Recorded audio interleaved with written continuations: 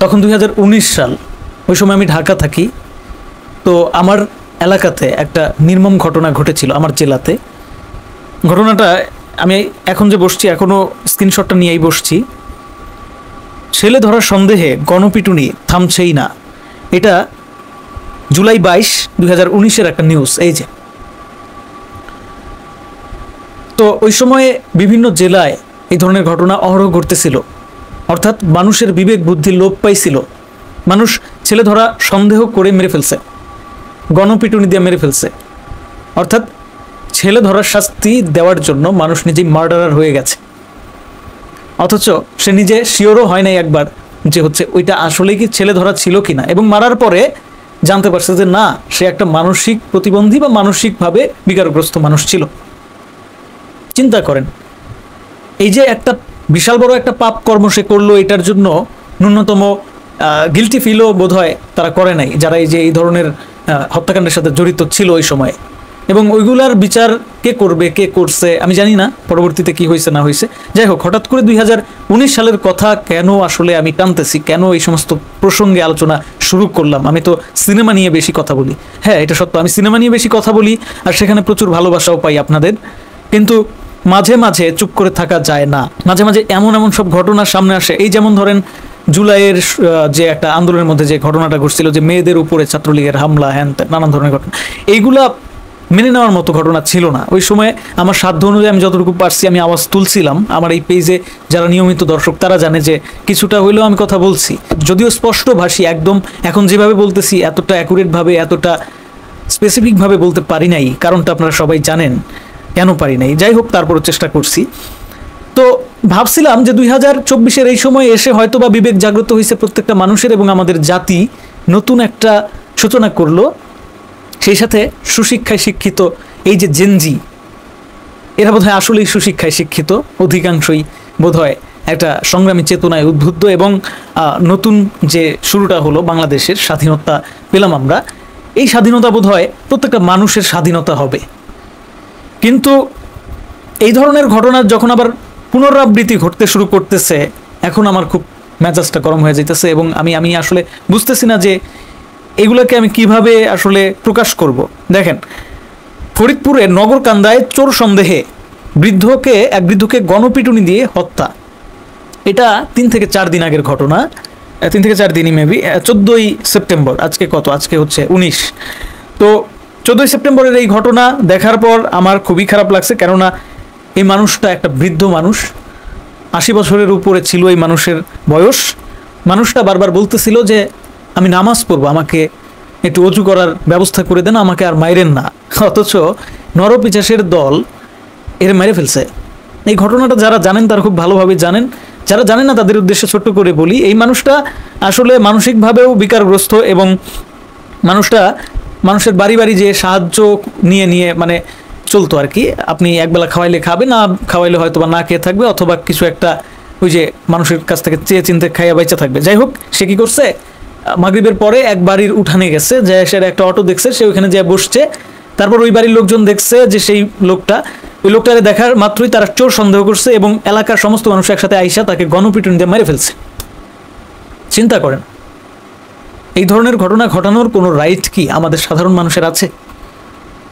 এইটা কোন ধরনের নৈতিকতার মধ্যে পড়ে, কোন ধরনের শিক্ষার মধ্যে পড়ে, কোন ধরনের সচেতনতার মধ্যে পড়ে? আপনি একজন চোর, আমি বুঝলাম না, সে তো চোর না, সন্দেহ করে আপনি তাকে মেরে ফেলছেন। সে যদি বাস্তবেও চুরি করে থাকতো, সে যদি বাস্তবেও চোর হইতো, তাও তো তাকে মেরে ফেলার কোনো রাইট কারো নাই। কেননা চুরি করার শাস্তি কখনো মৃত্যু হতে পারে না, এই অধিকার আপনার নাই। এটা আপনার ধর্ম আপনাকে দেয় নাই, এটা আপনার রাষ্ট্রও আপনাকে দেয় নাই।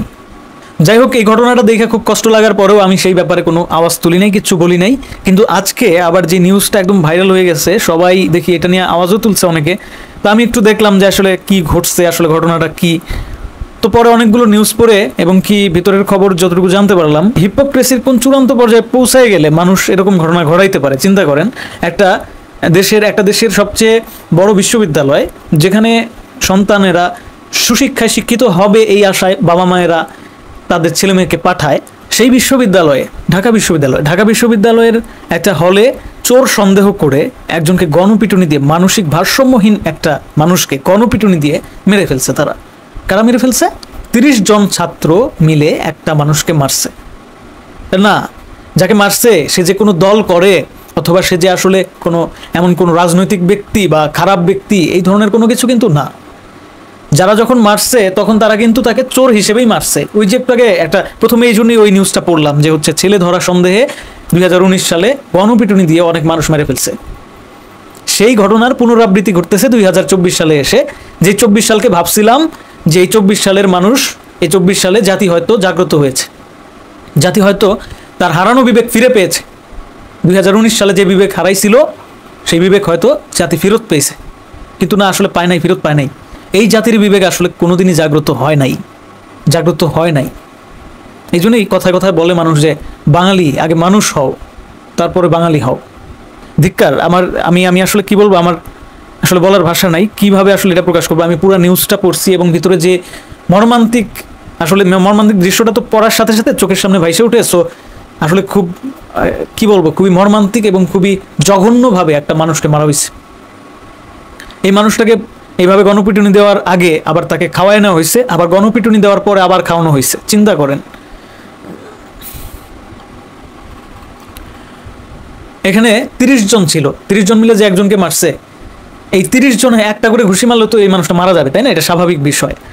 তাহলে এই 30 জনের মধ্যে কি একজনেরও বিবেকে একটু বাধে নাই? আমি তো মনে করি এই 30 জন, এখানে 30, 40, 50 যাই থাকুক না কেন, এখানে যদি 100 জনও থাকে সেই 100 জনই সমান অপরাধী। তারা প্রত্যেকেই এক একজন মার্ডারার হিসেবে বিবেচিত হওয়া উচিত, কেননা তারা এই ধরনের ঘটনা দেখার পরেও চুপ করে ছিল অথবা উল্টা রিয়াকশন দেখাইছে, উল্টা এই একটা মানুষকে গিয়ে কিল ঘুষি মারছে যাতে সে মারা যায়। কেননা এখানে যারা ছিল তারা রিক্সা চালায় না, ভ্যান চালায় না, বা তারা এতটা অশিক্ষিতও না যে তারা এই স্বাভাবিক বিষয়টা তারা আসলে বুঝতে পারবে না। তাদের অবস্থা, নৈতিকতা, শিক্ষা এতটাই নিচে থাকার কথা না, কেননা তারা দেশের সেরা বিশ্ববিদ্যালয়ে পড়ুয়া ছাত্র। কয়েক বছর আগে আবরার ফারহাদের যে ঘটনাটা ঘটেছিল, তার মৃত্যুর কারণে আমরা বারবার জাগ্রত হই, বারবার বলি। ইভেন কিছুদিন আগে কতগুলো মেধাবী ছাত্রছাত্রী মারা গেল, কত ভাইদের হাত পা হারাইয়া, চোখ হারাইয়া তারা এখনো ভুগতেছে। তাদের উদ্দেশ্যে আমরা বলি যে তারা মেধাবী, তারা কেন এরকম নির্মম অত্যাচারের শিকার হচ্ছে। সেটা যেরকম সত্য, সেটা যেরকম রাইট, সেটা বলা যেরকম উচিত, সেরকম এই ধরনের ঘটনা, যে ছেলে ধরা সন্দেহে পিটিয়ে মেরে ফেললো একজন মানুষকে, নিরপরাধ মানুষকে, আবার চোর সন্দেহে একজন বৃদ্ধ মানুষ যে কিনা মানসিকভাবে বিকারগ্রস্ত তাকে পিটিয়ে মেরে ফেললো, এতগুলো মানুষ মিলে, একটা এলাকার মানুষ মিলে। আবার আজকে দেশের সবচেয়ে বড় বিশ্ববিদ্যালয়, দেশের সব থেকে স্বনামধন্য বিশ্ববিদ্যালয়, দেশের সব থেকে মানুষ গড়ার কারিগর যে বিশ্ববিদ্যালয়কে মনে করা হয় ঢাকা বিশ্ববিদ্যালয়, যেখান থেকে উঠে আসে আমাদের নেতা খেতারা, যাই হোক, সেই বিশ্ববিদ্যালয়ের ছাত্ররা মেরে ফেলছে একজন যুবককে, যে যুবকের মানসিক সমস্যা ছিল, যে মানসিক ভারসাম্যহীন ছিল। কিসের অপরাধে মারছে? চুরির অপরাধে। কি চুরির অপরাধে? মোবাইল চুরির অপরাধে। চিন্তা করেন ভাই, একটা মোবাইল চোর এই দেশে মৃত্যুদণ্ড পায় জনগণের আদালতে। তাহলে জনগণের ভেতরের অবস্থাটা বুঝেন। পরিশেষে একটা কথাই বলবো, যে আমার যেটা মনে হয়, এই মুহূর্তে মনে হচ্ছে যে এই দেশটা সংস্কারের আগে এই দেশের প্রত্যেকটা মানুষের মনের সংস্কারটা বেশি প্রয়োজন।